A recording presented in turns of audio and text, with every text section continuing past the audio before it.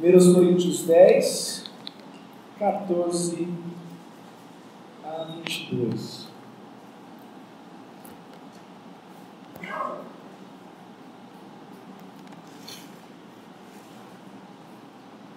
Diz assim: portanto, meus amados, fugi da idolatria. Falo como a criteriosos, julgai vós mesmos o que vos digo, ou o que digo. Porventura, o cálice da bênção que abençoamos não é a comunhão do sangue de Cristo?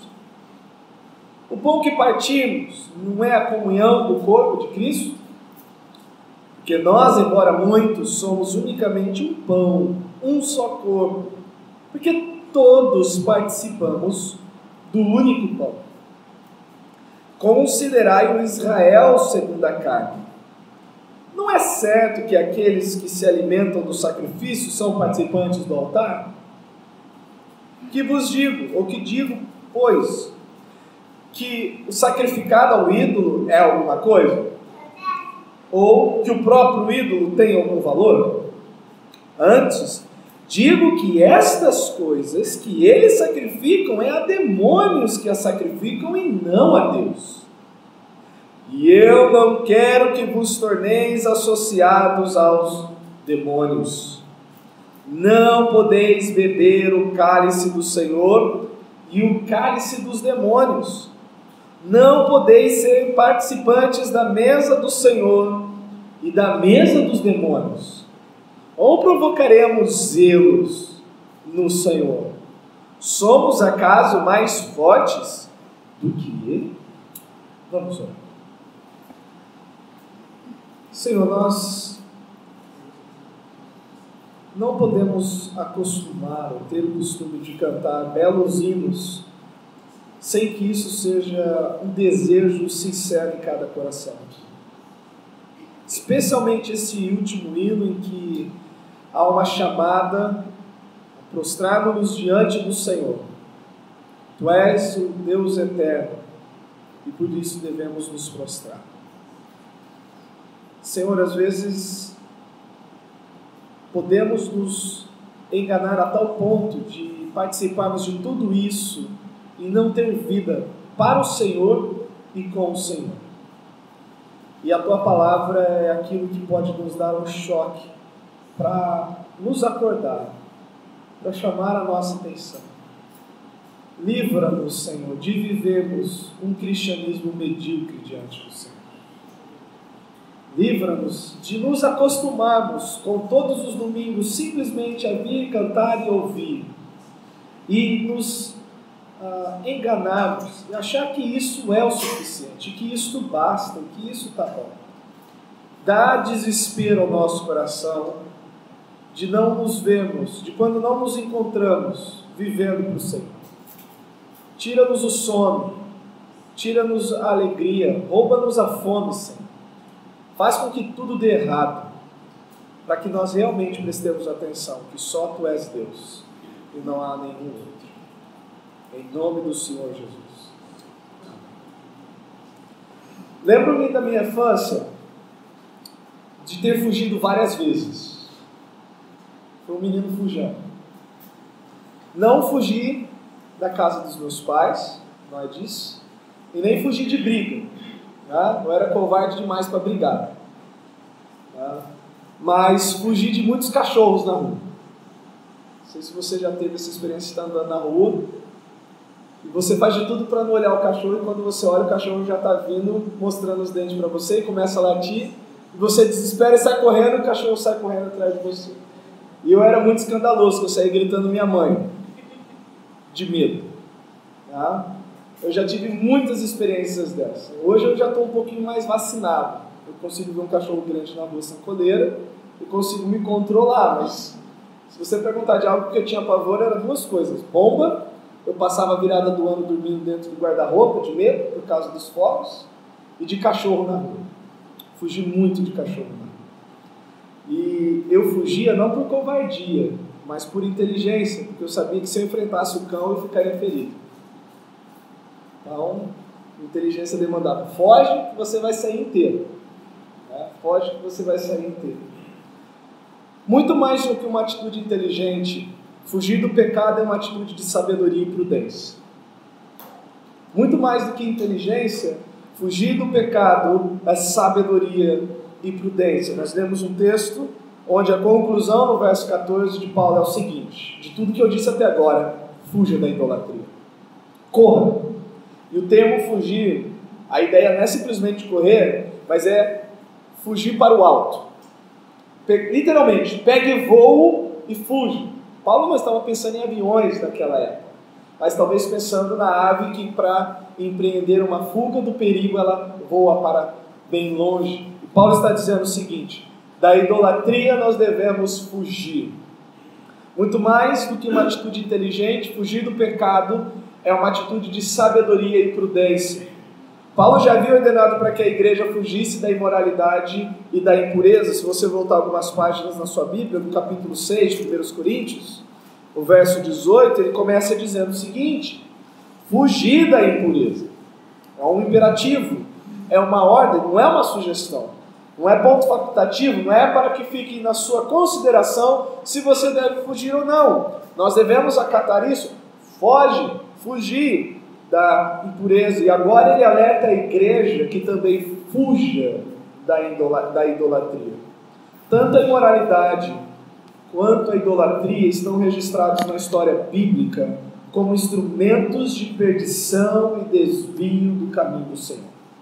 O texto que foi lido de Deuteronômio, capítulo 32, Deuteronômio é a repetição da lei, e numa parte de Deuteronômio, Moisés está recontando a história da libertação até a porta da terra prometida, e ele cita essa parte onde o povo se levantou e, por causa da idolatria, eles deram as costas ao Senhor. Eles não se lembraram mais de quem o havia tirado, ou tirado eles do Egito.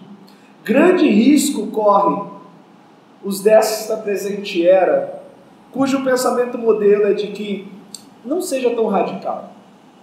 Ou, isso não tem nada a ver, isso é coisa da sua cabeça. A nossa sociedade pós-moderna, nós podemos colocar assim, onde cada um faz a sua verdade, onde cada um dita as regras para si mesmo, onde ninguém aceita mais uma verdade absoluta, também há pela beirada dessa linha filosófica, desse momento que nós experimentamos isso.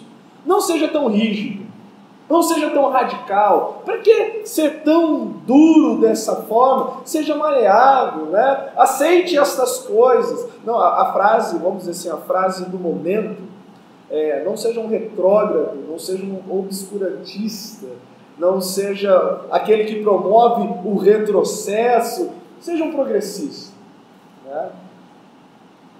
Seja plural, seja multi, não seja singular. Entre outros tipos de pensamentos que permeiam a nossa época, onde viver sem preocupação é a ordem do dia. O pecado sempre será um empecilho para caminharmos com Deus. Se tivermos consciência de que um pecado está ali, estamos fazendo vista grossa, não queremos lidar, não queremos abandonar, não queremos lutar, pode ter certeza, você não vai caminhar com Deus. Você não vai progredir na vida cristã com Deus. Nós ainda estamos na caminhada cristã, não cruzamos a linha de chegada e precisamos estar atentos aos obstáculos e perigos que cercam a nossa jornada. O título da nossa mensagem hoje é tirado do verso 14, fugir da idolatria. Fugir da idolatria. E qual que é a grande ideia dessa passagem, do verso 14 ao verso 22?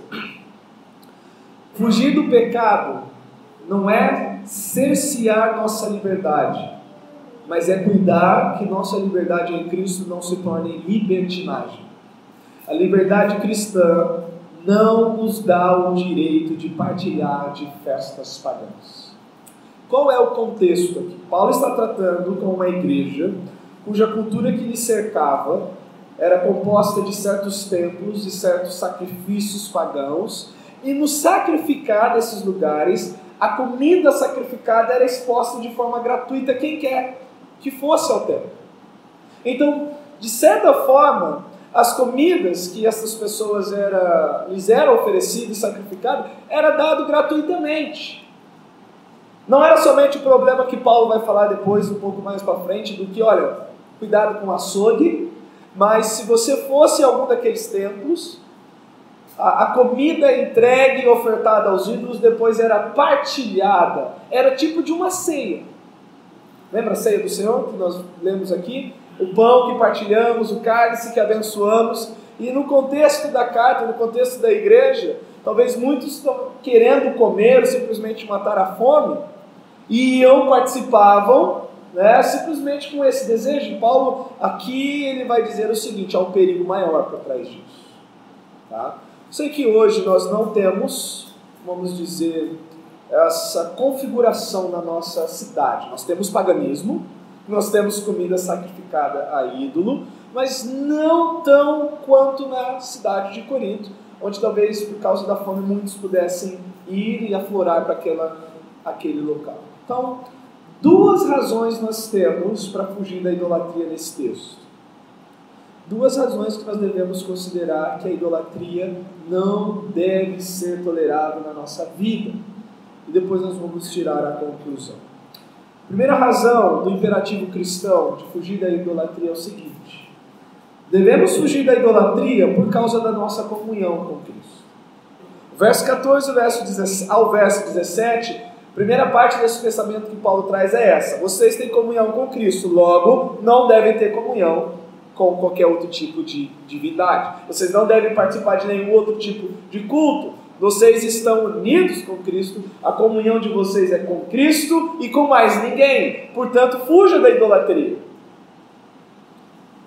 Mas o que é idolatria? O que é idolatria? Talvez na sua mente agora tenha vindo a imagem de um ídolo de gesso, de madeira, uma estátua, e você pensar que idólatras são só aqueles que se prostram diante de imagens, coisas palpáveis. Idolatria é ter um ídolo. Agora, que tipo de ídolo que existe? Há uma variedade. Calvino disse o seguinte: o coração do homem é uma fábrica de ídolos. O coração do homem é uma fábrica de ídolos. Cada um de nós é, desde o ventre materno, habilidoso em inventar ídolos. E de fato, diariamente enfrentamos tentações para criar novos ídolos, nos quais depositamos a nossa esperança. Então, se nós fôssemos resumir a essência da idolatria, é quando alguém vê em alguém ou algo a sua esperança. Uma outra maneira de atiçar a nossa mente é: o que falta hoje para que a sua vida seja feliz, plena e completa? Se você pensar em algo que não seja Deus, aí está o seu ídolo. Se você colocar qualquer outra coisa que não comece com Deus, e Deus somente, aí está o seu ídolo. Se para a sua vida ser completa, você, olha, eu preciso talvez ter filhos, eu talvez preciso dessa promoção, ou talvez eu preciso ir em tal lugar, qualquer coisa da criação que seja invocado para que a sua vida tenha sentido, isso é o seu ídolo. Esta esperança e confiança em qualquer outra coisa que não Deus é a essência da idolatria. Então, nesse caso, você não precisa ter uma imagem na sua casa. Nesse caso, você não precisa ir a um local específico de idolatria. Para nós hoje, e com tudo que temos, é muito mais fácil criar um ídolo, talvez, do que na época de quando Paulo escreveu essa carta. Ken Sand, o escritor norte-americano, ele disse o seguinte: em termos bíblicos, o ídolo é alguma outra coisa que não Deus, no qual empregamos o nosso coração, no qual nos dá motivação, nos sentimos motivados, que nos controla ou governa ou o qual servimos.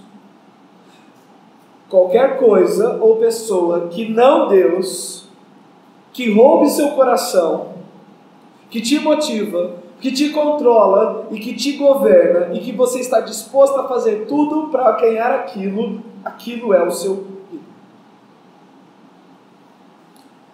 Richard Case, ele disse o seguinte: toda sorte de coisas são ídolos em potencial, dependendo somente das nossas atitudes e ações concernentes a elas.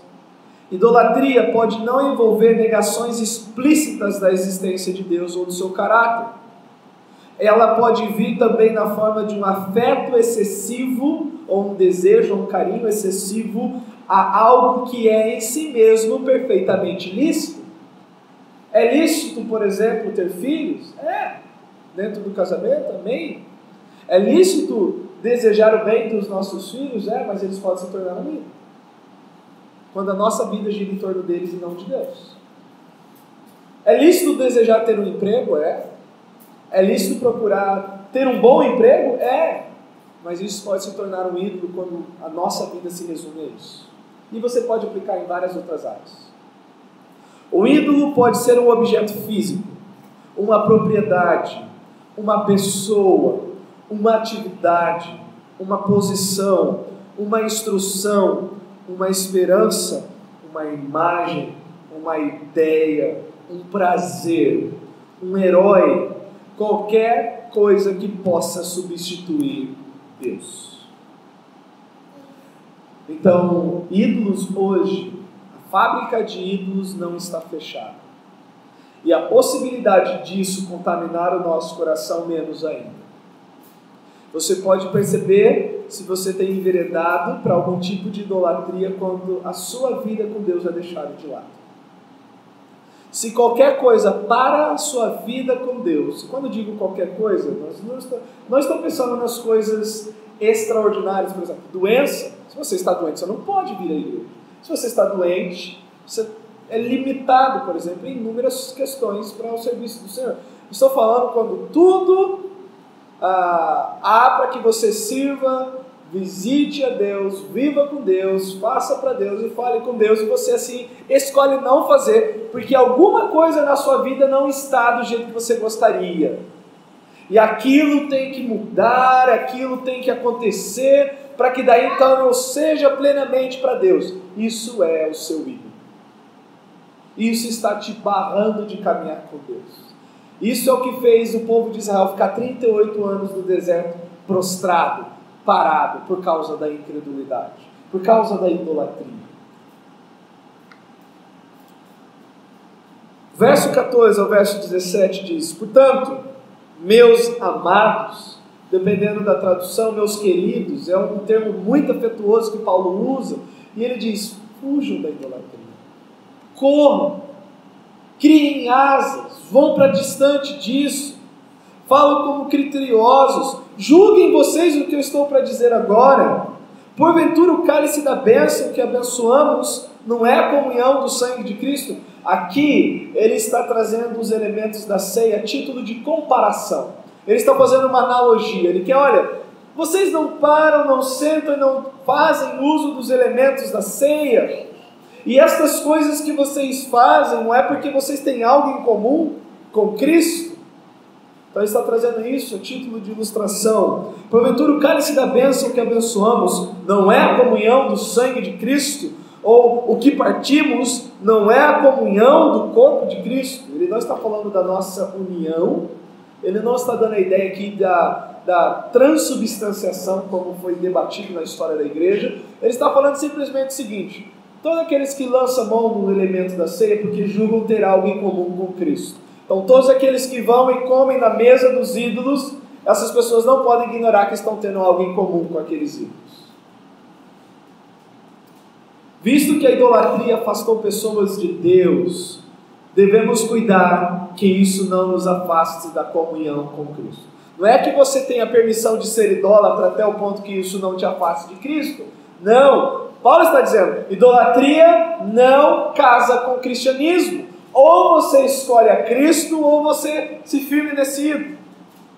Mas é imperativo, a chamada é para que nós fiquemos com Cristo. A conclusão do apóstolo é que o povo de Israel, devido à idolatria, se afastou da comunhão com o Senhor. O verso 14, quando ele diz, portanto, ele está ligando com o que foi dito anteriormente. Ele mostra que Israel teve muitos privilégios, foi libertado por Deus, passou pelo Mar Vermelho, esteve debaixo da nuvem, recebeu maná no deserto, teve inúmeros privilégios, inúmeras bênçãos, foi seguidor de Moisés, se identificou com Moisés, e ainda assim eles experimentaram uma variedade de pecados que os deixou prostrados. E Deus se levantou de tal forma, conforme o texto de Deuteronômio, Deus se vingou deles, Deus foi contra eles. E aí ele termina dizendo o seguinte: aquele que pensa que está em pé, veja que não caia, veja que não caia. Ele estava falando justamente para aqueles que acham que sabem alguma coisa na igreja, aqueles que acham que têm algum tipo de conhecimento, aqueles que se julgam fortes e bons o suficiente para, olha, eu não preciso de qualquer tipo de instrução, eu me basto. E Paulo está dizendo, cuidado, Deus ele é fiel, e Ele não vai permitir que nós sejamos alcançados por algum tipo de tentação que não esteja ao nosso alcance lidar com ela. Mas o que Paulo passa a dizer aqui com esse portanto é o seguinte: Deus tem um compromisso para com aqueles que são alcançados pela tentação, não para aqueles que caminham em direção à tentação. Deus está disposto a trabalhar e a livrar sobre aqueles que na sua caminhada com Deus são assediados a abandonar a Deus. Deus não está se comprometendo com aqueles que estão indo direto para uma situação de afastamento do Senhor. Caminhar para uma situação de tentação deliberadamente não recebe da parte do Senhor a mesma atenção quando se é pego numa situação de tentação. Deus está compromissado com aqueles que são alcançados por ela, e não para aqueles que caminham em direção a ela.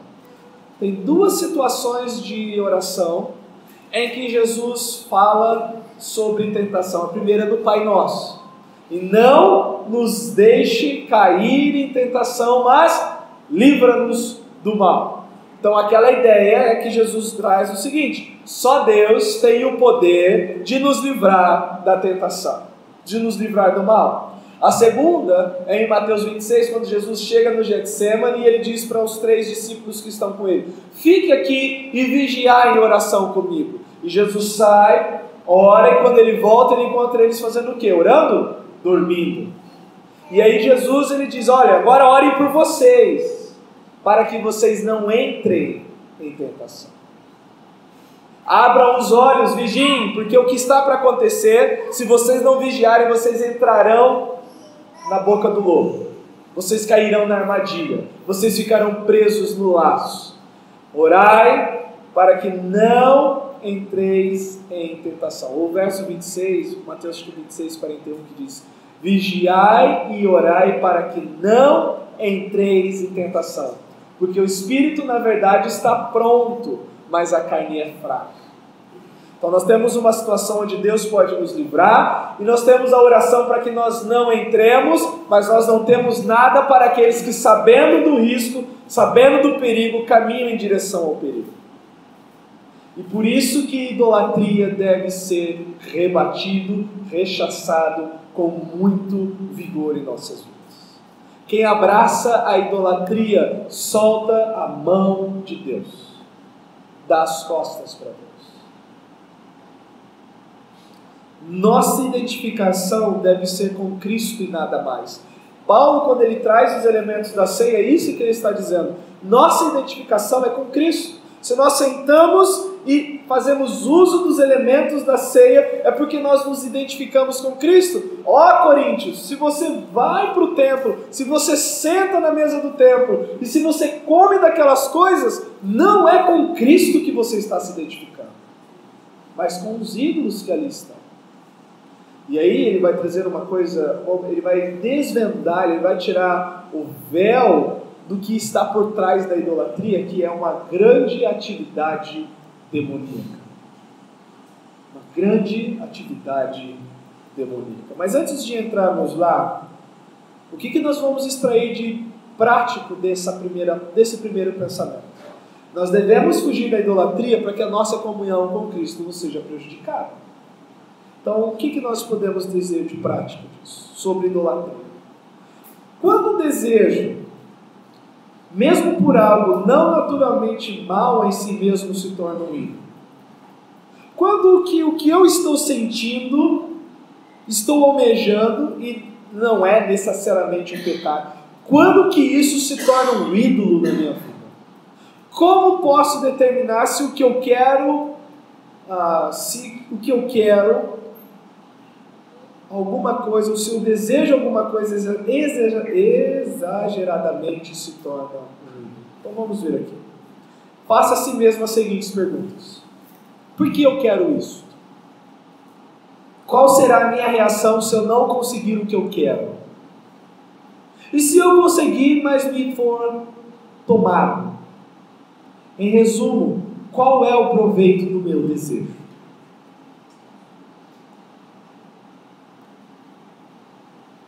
Se ele me é negado, o que acontece no meu coração? Continua normal, praguejo, o mundo para?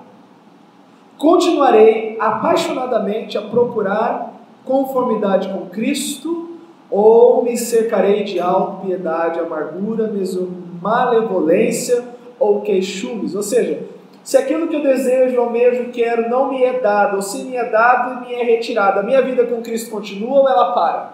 Se ela para, o teu ídolo foi tirado. Se a sua vida com Cristo não continua no mesmo ritmo, é porque o ídolo que estava ali foi retirado. O que ocorre no coração quando você não é reconhecido por algum serviço no âmbito dos dons? Quando lhe negam uma certa posição? Quando você é substituído? O que ocorre no seu coração em conflito de relacionamento? Aquele desejo de ser reconhecido também é um tipo de idolatria.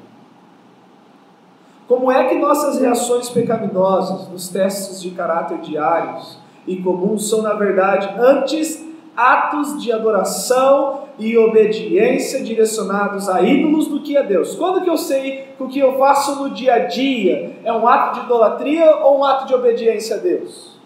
Muito simples. Porque Deus nos ordenou nas Escrituras a confiar nele, o único soberano, como fonte suprema da realização de todas as coisas. E por último, quando um desejo não realizado me tenta com êxito a cometer qualquer pecado, seja de discórdia, amargura ou raiva, eu demonstro que estive confiando na realização daquele desejo para alcançar as minhas necessidades, ao invés de confiar em Deus. Você pode sondar também, uma segunda maneira de você se autoexaminar é: o ídolo nos rouba da nossa caminhada com Deus. Ponto. Você vê que atividades espirituais não existem na sua vida. Se a atividade espiritual não existe na sua vida, algum ídolo está ali. E uma segunda forma de ver é se a sua confiança em Deus aumenta ou diminui. Se você vai em direção a Deus confiando mais nele, ou se você está tão longe de Deus que você nem faz questão de querer consultá-lo, ou confiar, ou descansar, ou esperar em Deus.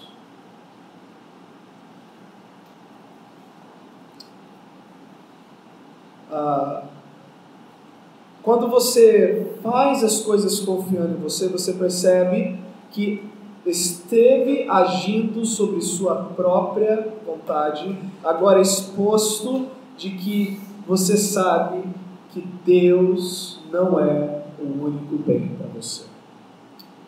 E para resumir, para finalizar, eu substituí o Deus que eu professo por um falso Deus, um Deus funcional, um que só pode me prejudicar. O resumo desse primeiro pensamento é: aonde houver competição no serviço, na adoração e na atenção e na dedicação para Deus, aquilo que compete se torna um ídolo. qualquer coisa que você coloque primeiro como motivo para que a sua vida tenha sentido é um ídolo. Você pode estar aqui agora ouvindo esse sermão com um ídolo no coração, com um ídolo na mente. Você não precisa ter na estante da sua casa, você não precisa ter dentro da sua carteira. Basta lhe roubar tudo o que Cristo tem que ser para você. Segundo pensamento, qual é a segunda ideia de Paulo aqui? A primeira é, eu tenho que lidar com a idolatria porque isso rouba a minha comunhão com Cristo. Me afasta de Cristo, me deixa distante de Cristo. Aí eu não preciso citar exemplos, talvez você já tenha visto na sua vida, ou tenha conhecido alguém que coloca uma lista de coisas para que daí então ela possa se dedicar, ou ele possa se dedicar integralmente para Deus. Mas a minha vida não tem sentido ainda, então por causa disso eu não estou colocando Deus em primeiro lugar. Quando essas coisas preencherem, daí então Deus terá o primeiro lugar. Então há idolatria aí. Uma segunda razão para considerarmos o imperativo apostólico é o seguinte, do verso 18 ao 22. Devemos fugir da idolatria por causa da possibilidade de ter comunhão com os demônios. Nós devemos fugir da idolatria para nós não termos nenhum relacionamento demoníaco. Paulo não está falando que o crente vai ficar possuído aqui. Paulo está falando o seguinte, que você se torna suscetível, aberto a uma atividade demoníaca na sua vida de tal forma que você não vai perceber o quão distante você está de Cristo por causa disso. E se você olhar na Bíblia, Paulo vai falar, por exemplo, em 1 e 2 Timóteo, melhor dizendo, 1 Timóteo capítulo 4, que muitos vão seguir doutrinas de demônios.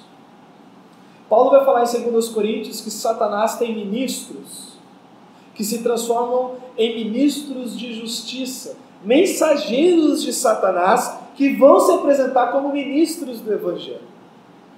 A atividade demoníaca visa fazer com que pessoas deem as costas para Cristo e fiquem presas no engano. Fiquem presas no engano.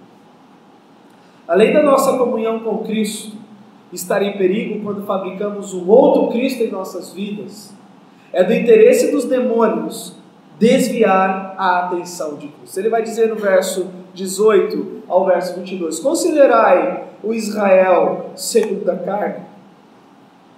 Não é certo que aqueles que se alimentam do sacrifício são participantes do altar? Que digo, pois? Que o sacrifício ao ídolo é alguma coisa? Não. Ou que o próprio ídolo tem algum valor? Não, ele já falou isso no capítulo 8. O ídolo nada é de si. Mas o que está por trás disso? Aí sim precisamos atentar. Antes digo que estas coisas que eles sacrificam a demônios, que a sacrificam e não a Deus. E eu não quero que vos torneis associados aos demônios. Não podeis beber o cálice do Senhor e o cálice dos demônios. Não podeis ser participantes da mesa do Senhor e da mesa dos demônios. Ou provocaremos zelos no Senhor? Somos a casa mais forte do que Ele? Quando que eu sei que há uma associação demoníaca? Quando isso acontece, é uma prova de que não estamos ou não chegamos a valorizar e a estimar a comunhão com Cristo como se deve. O que é? Quando eu sei que aquilo que eu estou prestes a fazer, que o local que eu estou prestes a ir, que o ambiente que eu estou prestes a participar, abertamente, declaradamente, tem um cunho pagão, um cunho idólatra, e eu participo daquelas coisas, mesmo sabendo que a palavra diz que há um fundo demoníaco naquilo, isso demonstra que eu não valorizo Cristo como deveria valorizar, a tal ponto daquilo me impedir de estar naquele local. E Paulo está dizendo o seguinte, em outra, vamos dizer assim, entre linhas: vocês que se julgam sabedores, conhecedores, os de Cristo, os fortes, vocês deveriam prestar atenção nisso. Se vocês julgam que não precisam de ninguém, isso tem que ser demonstrado com uma vida de perfeita maturidade, de grande discernimento, de profunda espiritualidade. E se vocês estão indo para esse ambiente, é justamente isso que está faltando na vida de vocês. Se vocês não valorizarem a Cristo como Ele deve ser valorizado, e as coisas de Deus como devem ser valorizadas, vocês vão caminhar para a direção da tentação. E vocês vão cair. Vocês acham que estão em pé, mas vocês vão levar um tombo, e um tombo certeiro. Eu tenho falado para alguns irmãos, especialmente na questão da batalha espiritual, que quando Satanás vem para atacar o salvo, o crente, o servo do Senhor, a serva do Senhor, ele nunca vem para dar um golpe, para fazer escoriação, para fazer um ralo, aquele machucado ralado. Ele nunca vem para causar um pequeno dano. Ele vem para quebrar as suas pernas, para que você não caminhe mais. E se ele conseguir te derrubar, e se você se levantar, vai ser debaixo de uma caminhada manca. Você vai andar mancando. Warren Wiersbe, o Dr. Wiersbe, ele disse o seguinte: Satanás, ele não tem o poder de tirar a nossa vida, salvo quando Deus assim a permite, por disciplina. Mas ele fará tudo o possível para que você vá mancando para o túmulo, para que a sua caminhada cristã seja de tropeços, de quedas, de tropeções. Quando nós sabemos de algo que Deus odeia e nós fazemos pouco caso, ali Satanás tem proveito da nossa vida. Eu não quero usar as expressões do pessoal da batalha espiritual do lado negativo, legalidade, né? Você deu legalidade para Satanás. Não é isso. Só estou dizendo que Satanás, ou o diabo, ele é um cão na coleira. Não chegue perto do cão para ele te morder. Ele não virá até você, mas se você for até ele vai te morder. Ele vai te morder. Esses dias eu vi um vídeo, o cara lá atiçando um cachorro, um pitbull na coleira, e a coleira, pum, a corrente quebrou. Não deu para ver o resto do vídeo. Certeza que ele deve ter ganhado uns beijos do pitbull. Paulo está dizendo o seguinte: fuja da tentação. A tentação é o ambiente onde Satanás opera. Se você caminhar para dentro da tentação, deliberadamente, sabendo que ali há um pecado te esperando, não espere o livramento do Senhor, espere o juízo do Senhor, espere a disciplina do Senhor. É do interesse de Satanás e de seus demônios manter as pessoas no engano e distantes de Deus. Marcos capítulo 5, nós temos um episódio quando Jesus ele lida com Gerazeno, ou Gadareno, dependendo da versão. E é o primeiro local onde não há judeus que Jesus vai para evangelizar. Ele desce do barquinho, ele pisou na praia, e logo quando ele pisa na praia, ele já tinha evangelizado bastante judeus, agora ele está indo evangelizar os não-judeus, e quando ele pisa na praia, a primeira coisa que acontece é que sai dos túmulos ali, dos sepulcros ali perto, um rapaz endemoniado, né? E aí o evangelista ele faz um comentário que nem cadeias haviam conseguido prender, que ele se joga no fogo e que ele tenta se machucar. E aí Jesus, na conversa com aquele demônio, é o único lugar onde Jesus bate um papo com o demônio, em nenhum outro lugar ele conversa, e hoje as pessoas têm até talk show com o demônio na TV. Ele só pergunta: qual é o seu nome?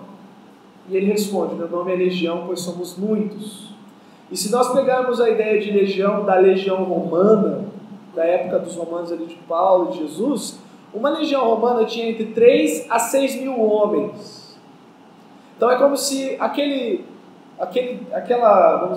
ordem, aquela hoste demoníaca estivesse dizendo: nós estamos com um exército aqui. Estes que você chegou para libertar são nossos.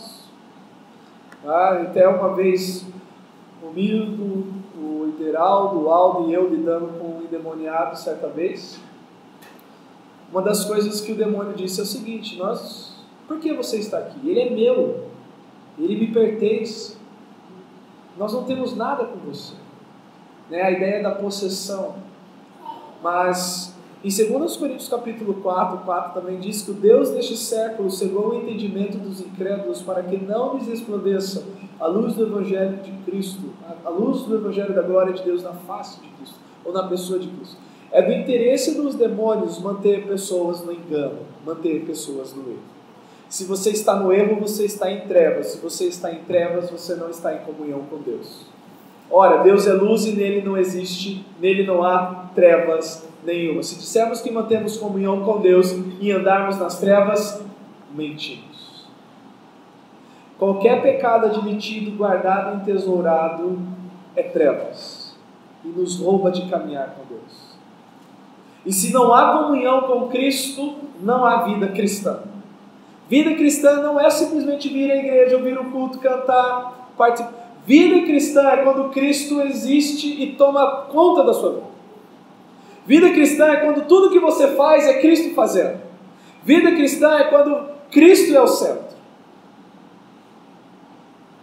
Quando deliberadamente participamos de um evento cuja essência é de idolatria, estamos nos associando aos demônios. E ele vai dar 3 situações aqui. No verso 18, ele vai trazer o povo de Israel como exemplo. Considerai o Israel segundo a carne. Não é certo que aqueles que se alimentam dos sacrifícios são participantes do altar? Então ele está pensando no sistema mosaico. Olha, aqueles que sacrificavam participavam do altar. Tanto o sacerdote quanto aqueles que sacrificavam. Aqui ele não está falando de maneira negativa. Ele está fazendo uma associação, uma analogia. E aí ele vai dizer o seguinte: estar no local de idolatria e participar de alguma refeição nesse local envolve comunhão com o demônio que está por trás do ídolo. O verso 19 e 20. Que digo, pois, que o sacrificado ao ídolo é alguma coisa? Ou que o próprio ídolo tem algum valor? Não, de forma nenhuma. Antes digo que as coisas que a eles sacrificam, é a demônios que a sacrificam e não a Deus. E eu não quero que vos torneis associados aos demônios. E terceiro, partilhar de adoração a idólatra é negar a singularidade do Senhor nosso Deus. Versos 21 a 22. Não podeis beber o cálice do Senhor e o cálice dos demônios. E não tem meio termo. E o único meio termo que existe na Bíblia não é visto positivamente que em Apocalipse. Não és quente nem frio, és morno. E o que eu estou a fazer? Vomitar. Seja sim, sim, não, não. Não podeis servir a 2 senhores. Não podeis servir a Deus e a Mamon. E aqui ele está dizendo o seguinte: nós não podemos participar da ceia do Senhor e ao mesmo tempo achar que pertencemos e estamos tendo algo em comum ao Senhor, quando nós temos algo em comum com os demônios. Não podeis beber o cálice do Senhor e o cálice dos demônios. Não podeis ser participantes da mesa do Senhor e da mesa dos demônios. E ele diz: ou provocaremos zelos no Senhor? Somos acaso mais fortes do que ele? No texto de Deuteronômio diz o que o zelo do Senhor fez com aquele povo. A advertência de Paulo aqui não é que você tenha a possibilidade de perder a sua salvação. Não é isso. Paulo está dizendo o seguinte: se você, sabendo destas coisas, sendo de fato um cristão, continua a viver dessa maneira, a disciplina te alcançará. E ele vai falar no capítulo 10, no verso 29 em diante, que alguns já estavam experimentando essa disciplina na igreja de Corinto. Alguns já tinham morrido, e outros já estavam ficando fracos, e tinham outros que estavam doentes, porque Deus estava visitando com o seu juízo pessoas que não estavam vivendo totalmente para Cristo. Pessoas que achavam que poderiam vir, falar de Cristo, ter algum tipo de relacionamento com Cristo, e ainda assim lá fora ter algum tipo de relacionamento ímpio, profano, e achar que isso vai continuar normal diante de Deus. O que nós podemos concluir desses 2 pensamentos? Nós devemos fugir da idolatria, porque isso atrapalha a nossa comunhão com Cristo. Nós devemos fugir da idolatria porque nós não queremos ser associados aos demônios. Idolatria para nós concluirmos aqui. A idolatria é como um piolho. Você lembra o seu tempo de creche, o seu tempo de escola? Se você nunca teve piolho, você é uma das pessoas abençoadas dessa terra. Mas se você já teve piolho como eu tive quando era pequeno, sabe o que é chegar na porta da creche, ter aquela fila de crianças, a tia passar o pente fino, ó, você está com piolho, vai embora. Mas por que eu estou dizendo isso? Porque nós somos praticamente quase que cegos para os pontos de pecado no termo de idolatria no nosso coração e na nossa vida. Nós não percebemos o quão sutil é o pecado de idolatria. Idolatria é como um piolho. Somente o pente fino diário da palavra em nossas vidas para ser removido. Quer ver se há idolatria? Passe o pente fino da palavra todo dia. Todo dia, passe o pente fino da palavra no seu coração e você verá o que ela vai tirar. Primeira conclusão que nós vamos tirar. Segundo, você pode estar aqui e ainda ser um idólatra. Se Cristo não for sua única esperança, se Cristo não é o sentido da sua vida, remova os ídolos do seu coração. Pereça a ideia de você estar aqui simplesmente porque aqui é uma igreja batista. Ou porque o pastor não pede dinheiro e não fica gritando. Se a sua razão de estar aqui não é por causa de Cristo, isto também pode ser um ídolo. Não há como servir a dois senhores. Sirva somente a Cristo. Sirva somente a Cristo. Vamos orar. Santo Deus, é o Senhor que com a tua maravilhosa luz pode mostrar os pontos onde na nossa vida a sutileza da idolatria existe. E quando a tua palavra mostrar, Senhor, dá-nos o arrependimento, quebrando os nossos corações, dá-nos a tristeza de saber que isso foi encontrado em nossas vidas. Grande é o engano do pecado. Grande é o poder do pecado ao ponto de endurecer os nossos corações. Livra-nos, Senhor, disso. Conforme Paulo diz aqui, portanto, fugir da idolatria. Nós não podemos, conforme vamos ter semana que vem o cálice da bênção, nós vamos ter a comunhão do teu corpo semana que vem. Nós não podemos acessar e nos aproximar da mesa do Senhor, sabendo que há áreas e há pontos da nossa vida onde a idolatria tem sido tolerada, onde o Senhor não tem sido o único sentido para nós naquela questão. Livra-nos de tudo isso, em nome do Senhor Jesus Cristo. Amém. Deus abençoe. Até semana que vem, se assim o Senhor permitir.